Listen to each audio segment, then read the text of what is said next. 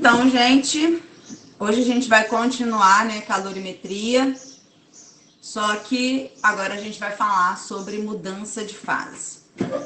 Até então, a gente viu a parte de calorimetria que tratava apenas do calor sensível, ou seja, aquele calor recebido ou cedido por um corpo que fazia com que ele variasse a sua temperatura.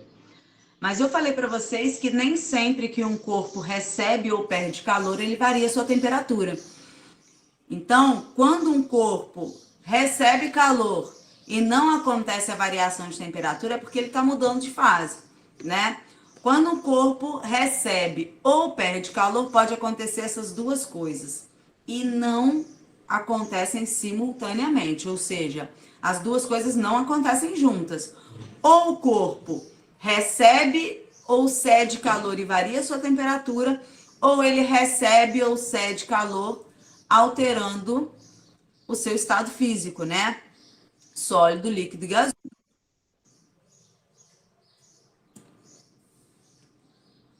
Então, a gente vai agora estudar a parte, esse calor que faz com que o corpo mude de fase, tá? Por exemplo, a água. Quando que a água muda de fase? Numa temperatura, né, nas condições normais de temperatura e pressão. Em que temperatura, em quais temperaturas a água muda de fase?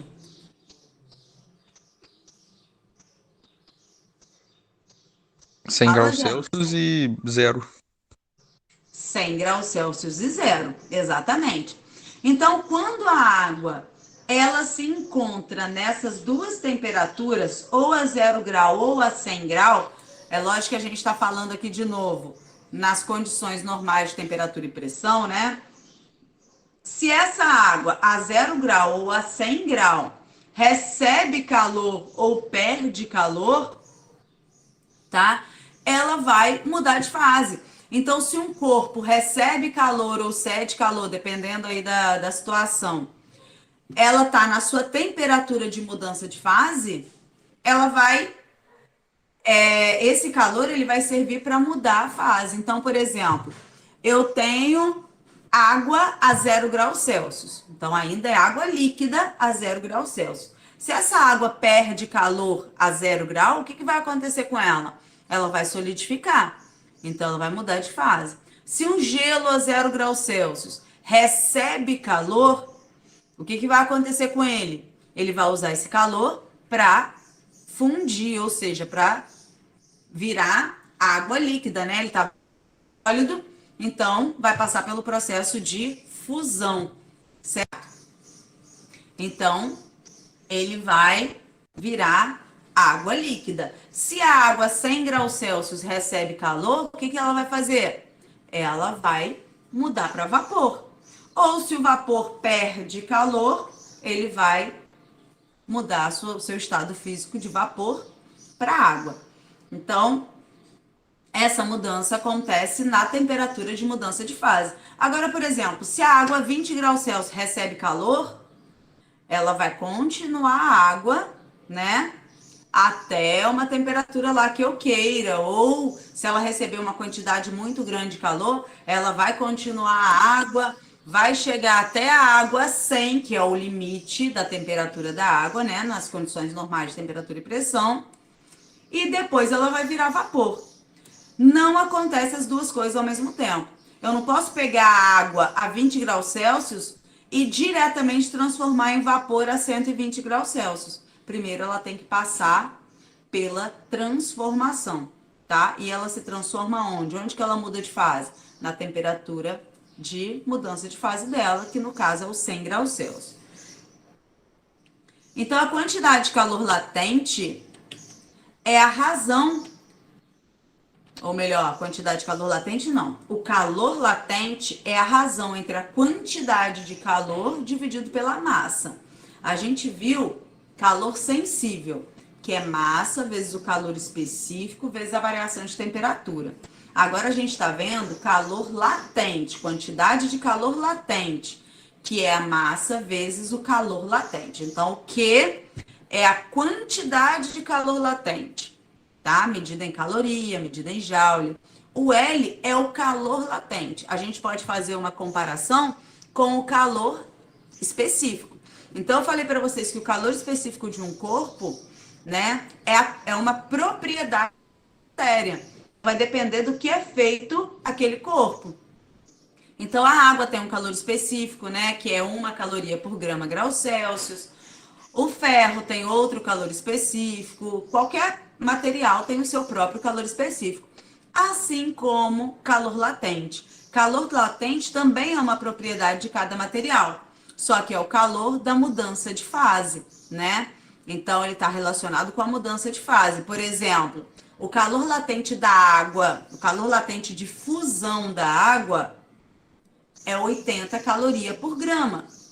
Vai ser sempre isso? Sim, é um valor, né? 80 calorias por grama da água.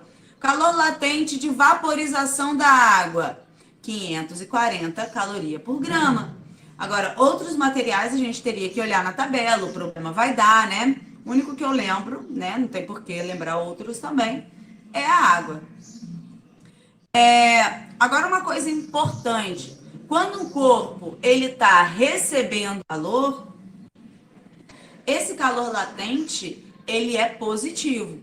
Quando um corpo está perdendo calor, esse calor latente é negativo. Exemplo, se um gelo a 0 grau recebe calor, ele tem um calor latente positivo igual a 80 calorias por grama. Se a água a 0 graus Celsius perde calor, o calor latente de solidificação, né, tá passando do líquido para o sólido, é menos 80. Então, o valor é o mesmo, só muda o sinal, ok? A mesma coisa acontece na vaporização e na liquefação, que é 540 para vaporização, menos 540 para liquefação. Que é o processo inverso, né? Se você olhar aqui, ó, na parte que tá voltando aqui, cadê? Aqui, eita, e aqui a gente tem um calor latente negativo. E aqui em cima a gente tem um calor latente positivo. Então, nós temos duas fórmulas para Q, que é o Q sensível, MC delta T, né, que é quando varia a temperatura, e o Q latente, que é o ML, quando muda de fase. Então, vou imaginar o seguinte, se eu quero calcular a quantidade de calor necessária para transformar o gelo a menos 20 graus Celsius em... Ele não falou em nada, ele pegou um bloco de gelo a menos 20 e ele quer que esse bloco de gelo a menos 20 chegue a 40 graus Celsius. Vamos imaginar aqui. Gelo a menos 20 está no estado sólido. Quando ele chega a 40 graus Celsius, ele...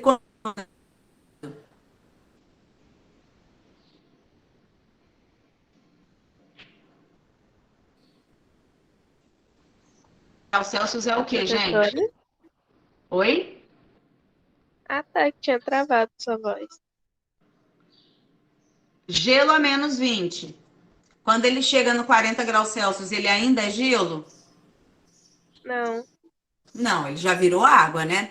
Mas ele não pode ser transformado de gelo a menos 20 para água a 40. Por quê? Porque não pode mudar o estado físico e mudar a temperatura ao mesmo tempo. O que acontece? Olha, acompanha aqui o desenho. Primeiro eu tenho gelo a menos 20.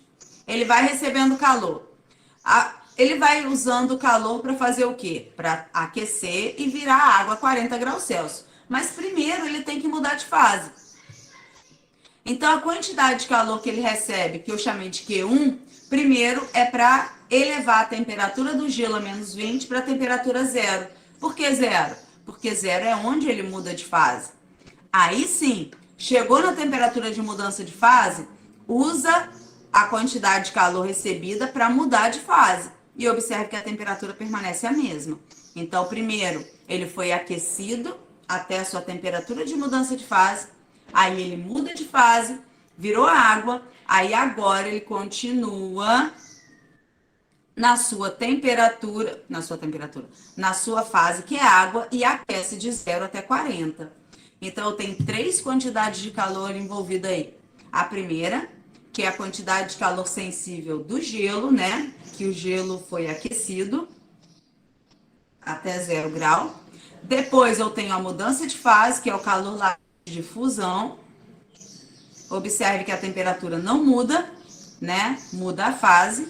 E depois que ele mudou para água, aí sim ele aquece até a temperatura que eu quero, que é 40 graus Celsius. Então aqui eu tenho o calor sensível da água. Por que eu tenho que especificar qual calor sensível que é? Porque quando eu jogo na fórmula do MC delta T, a variação de temperatura para cada um é uma, e o calor específico também é diferente. O calor específico do gelo é diferente do calor específico da água. Então, para eu calcular a quantidade de calor total, é só eu somar as 3 quantidades de calor. Q1, que é o calor sensível do gelo. Q2, que é o calor latente de fusão, que é ml, né? Então, toda vez que tiver mudança de fase, a gente usa o ml. E o Q3, que é o calor sensível da água. Substituindo os valores e colocando aí cada um, a gente vai achar a quantidade de calor total necessária. Outra coisa importante, a variação de temperatura. A variação de temperatura do gelo e a variação de temperatura da água é diferente. Você não tem que pegar do início ao fim. A variação de temperatura do gelo é enquanto ele é gelo, ou seja, o gelo variou de menos 20 para 0. Então, a variação de temperatura do gelo vai ser 0, que é final, menos 20, que é inicial. Então, a variação de temperatura do gelo é 20 graus Celsius. Qual é a variação de temperatura da água? É a final, 40, temperatura inicial da água, menos a temperatura final da água, menos a temperatura inicial da água. Então, essa variação vai dar 40 graus Celsius. Então, observem que eu não posso pegar um intervalo todo, eu tenho que pegar só aquela fase que eu estou analisando, ok? Para entender melhor ainda, a gente usa o que a gente chama de curva de aquecimento, que é um gráfico. Então, esse gráfico, ele mostra a temperatura inicial, partiu daqui o gráfico, ó, que é menos 20. O que aconteceu com essa substância? Ela foi aquecida até chegar no 0. Quando chegou no 0, ela passou pelo processo de fusão. Então, observem que na fusão, o gráfico ele fica na horizontal, ó. Por que isso? Porque durante todo o processo de fusão, a temperatura, ela não muda, ela se mantém constante. No começo aqui da fusão, ele ainda está no estado sólido. Durante o processo de fusão, você encontra os dois estados físicos, porque ele ainda está derretendo, né? Então, você encontra parte sólida e parte líquida. Quando ele chega no final da fusão, ele é totalmente líquido. Aí sim, depois que ele derrete completamente, aí ele pode aumentar a temperatura até 40 graus Celsius.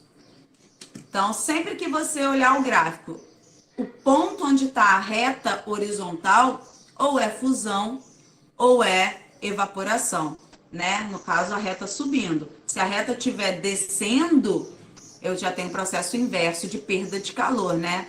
Então, ou é liquefação, ou é solidificação, né? Então, dúvidas até aí? Não.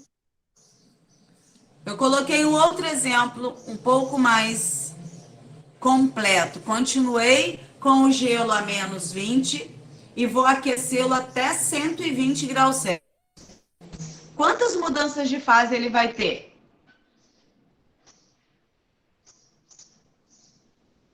2?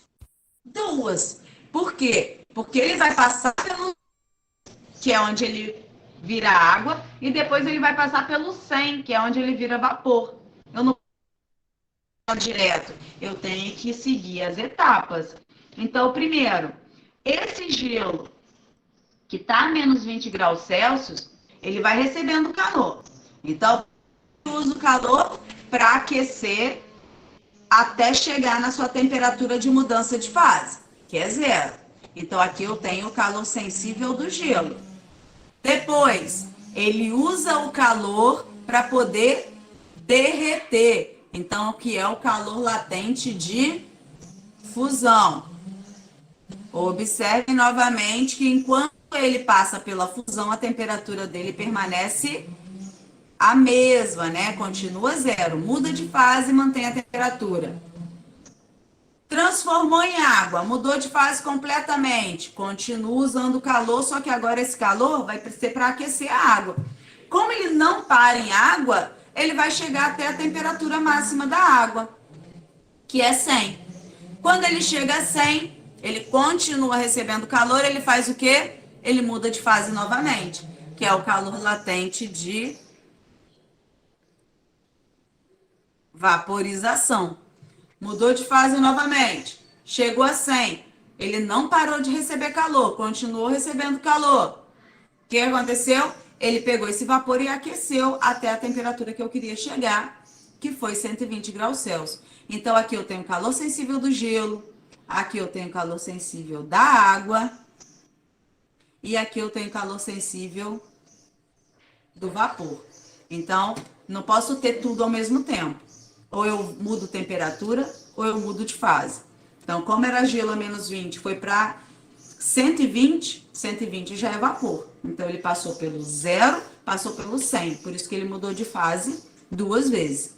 Para calcular essa quantidade de calor total, é só somar as 5 quantidades de calor que a gente fez aí. Então, mc ΔT do gelo, mais ml de fusão, né? Que é o Q2, mais o calor sensível da água, o mc ΔT da água. Mudou de fase de novo, ml de vaporização, mais o calor sensível do vapor, que é o mc ΔT. Como eu falei para vocês, cada um desses MCs ΔTs tem a sua variação de temperatura. Então, o gelo ó, vai de menos 20 até zero. Então, 0 menos 20. A água vai de 0 a 100. E o calor e o vapor vai de 100 a 120. Então, tem que usar cada trecho separadamente. O gráfico é a mesma coisa, ó. Só continuando. Começou no menos 20, aqueceu até o zero. Fundiu, aqueceu novamente até o 100. Fundiu não, evaporou. Aqueceu até o 120. Então, às vezes, fazendo gráfico também facilita o entendimento. Tranquilo até aí? Tranquilo. Mas, professora, se a água fosse só até os 100 graus Celsius, como que eu ia saber se, tipo, ela continuaria como água ou se ela viraria vapor? Aí o problema falaria para você. Eu quero que a água evapore. Eu quero um cubo de gelo a menos 20 graus Celsius evapore. Se eu quero parar aqui, ó. Gelo aqueceu, virou água chegou a 100, evaporou. Evaporou só até 100. Eu não quero que esse vapor aqueça, eu só quero que ele evapore. Ou eu só quero que a água chegue a 100. Então, o problema ele tem que especificar. Se eu só quero água a 100, você para aqui, acabou água a 100. Ok, entendi. Aqui a gente tem uma tabelinha que mostra aí alguns valores para calor latente de fusão, de vaporização, a temperatura de fusão e de vaporização de cada uma das substâncias. Por exemplo, ó, a prata, o ponto de fusão dela, para ela fundir, ou seja, para ela passar do estado sólido para o líquido, ela tem que chegar a 961 graus Celsius. Para ela evaporar, a prata evaporar, você tem que chegar a uma temperatura de 2.193 graus Celsius. Fusão é 21 caloria por quilograma, calor latente de vaporização, 558. E assim você tem a tabelinha de vários elementos, né? Aqui a gente tem alguns.